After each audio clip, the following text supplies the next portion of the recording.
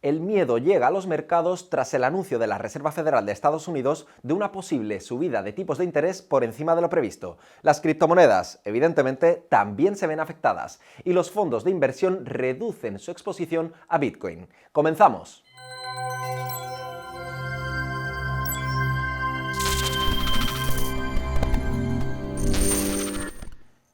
En el time frame semanal de Bitcoin destacamos que ha sido una semana bastante volátil.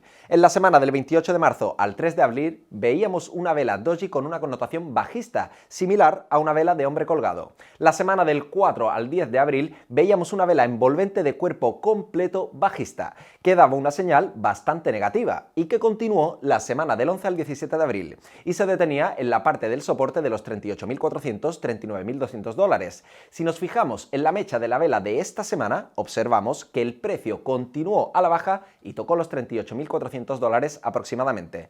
Ese soporte constituye una confluencia, ya que también coincide con la directriz de la tendencia. Si nos fijamos, la vela de esta semana ha tocado una parte importante de resistencia, que se sitúa entre los 43 y los 45.000 dólares aproximadamente, y donde se encuentra la media de 20 periodos en el time frame semanal.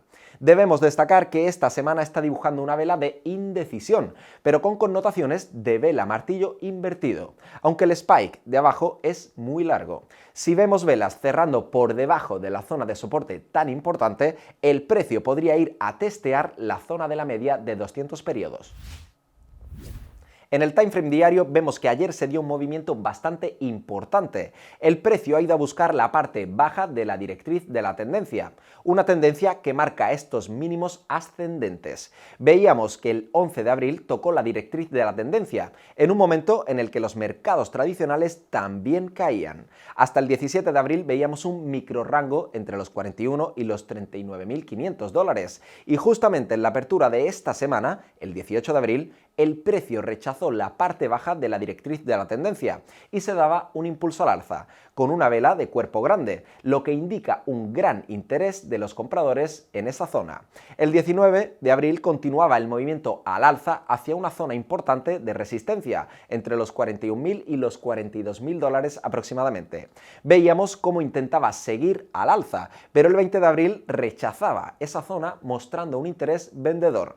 El día de ayer, 21 de abril, abrían los mercados tradicionales con un movimiento alcista que arrastró el precio de Bitcoin hasta los 43.000 dólares. Con las medias desplegadas, vemos que el precio se ha movido en los últimos días en un pequeño rango, utilizando de resistencia los 41.500 dólares aproximadamente, que confluye además con la media de 100 periodos. El día 19 ganaba esa media de 100 sesiones. El día 20 se daba un movimiento al alza que rechazaba en la confluencia de 50 y 20 periodos, aunque conseguía cerrar por encima de la media de 100 periodos. Y el día de ayer superó la confluencia de esas medias de 20 y 50.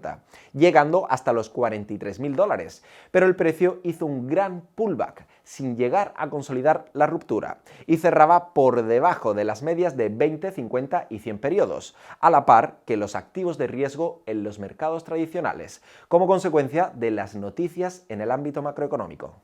Si empezamos a ver velas cerrando por debajo de la zona de los 39.500 dólares aproximadamente, que constituye una zona intermedia de soporte y donde se encuentra además la línea de tendencia de mínimos ascendentes, el precio podría ir a testear la zona del 0,78 de Fibonacci, situada en los 37.800 dólares. En cambio, si empezamos a ver velas cerrando por encima de la resistencia tan importante donde están las medias de 20, 50 y 100, podríamos ir a testear la zona de los 44.000 dólares. Y en este gráfico podemos ver más claramente que el precio ha ido testeando los diferentes niveles en los que se encuentran las extensiones de Fibonacci. Si proyectamos el retroceso de Fibonacci desde el mínimo de los 33.000 dólares hasta el máximo de los 48.000 dólares. El movimiento de ayer tocó el 0,38, o lo que es lo mismo, el 38% del retroceso, y lo rechazó fuertemente, cerrando en la zona del 0,50 de Fibonacci, es decir, un 50% del retroceso. Como vemos, hay una lucha entre el 0,50 y el 0,38. En el gráfico del SP500 de contratos por diferencia, vemos que el día 18, 19 y 20 de este mes, el índice se movía al alza hasta llegar a testear una zona en la que confluyen tres medias móviles. Pero en el día de ayer cayó el precio hasta la zona del 0,50 de Fibonacci, perdiendo todas las medias. Si nos fijamos, la estructura aquí es similar a la de Bitcoin, ya que el 0,50 actúa como soporte relevante donde se apoya el movimiento. Si ahora empezamos a perder la zona de los 4.300 puntos, en el mercado de las criptomonedas también podríamos ver un descenso, ya que, como vemos, hay una gran correlación entre ambos mercados.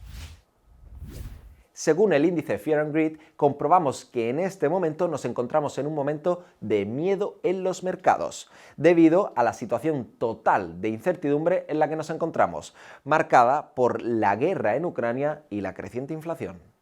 En esta tabla podemos ver que la Luna Foundation Guard sigue adquiriendo bitcoins y que en los últimos días se han ejecutado compras en diferentes rangos de precio. Una buena noticia que denota el interés que despierta Bitcoin como valor seguro en el largo plazo.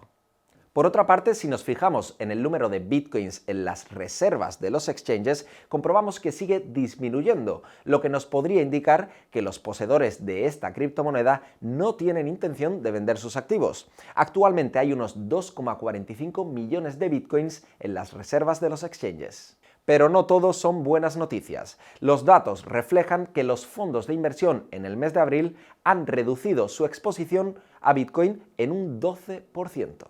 En el ámbito de la macroeconomía, los datos son realmente preocupantes. En Estados Unidos, la inflación interanual en el mes de marzo se disparaba hasta el 8,5%. Y como vemos, uno de los principales responsables es el precio de la energía, que se ha encarecido un 32%.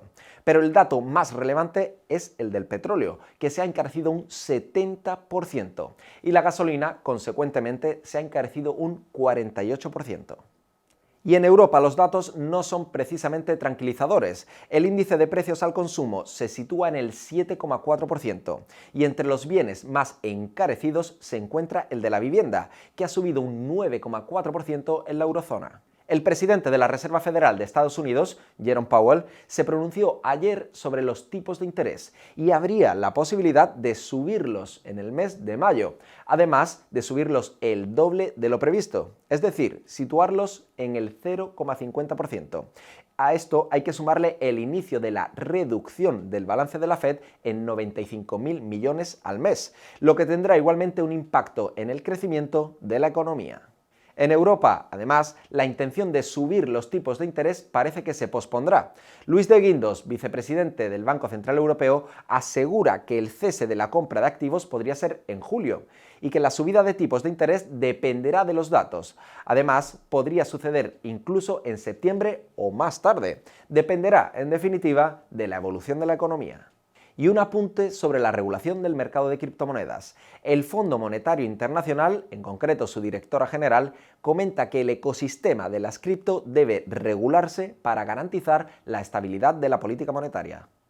El mercado tradicional y el de las criptomonedas están cada vez más relacionados. En los últimos días parece que se han descontado las decisiones que dentro de poco tomarán tanto la Reserva Federal como el Banco Central Europeo.